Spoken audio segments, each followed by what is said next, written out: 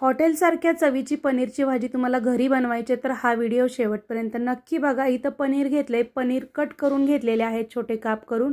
गॅसवरती कढई ठेवले, तेल घातलेलं आहे थोडंसं।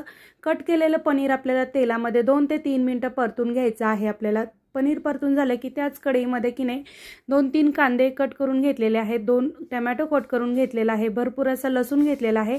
कांदा आणि टोमॅटो आणि लसूण आपल्याला अर्धा कच्चा भाजून घ्यायचा आहे। आधी कांदा आणि लसूण भाजून घेतलेला आहे, नंतर टोमॅटो भाजून घ्यायचा आहे। साधारण एक 3 ते 4 मिनिटं आपल्याला हे सर्व भाजून घ्यायचं आहे। हे भाजून झाले की एका बाजूला काजू मी एक 5 ते 10 मिनिटं पाण्यामध्ये भिजत घालून ठेवले होते।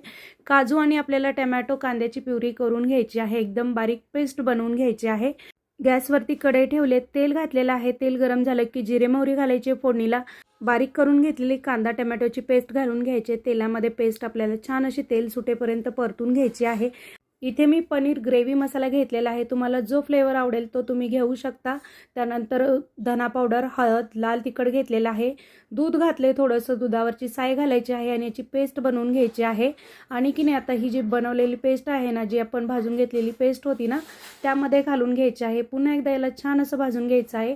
भाजलेले पनीर घालायचे आहेत, गरजेनुसार थोडंसं पाणी घालायचं आहे, चवीनुसार मीठ घालायचं आहे।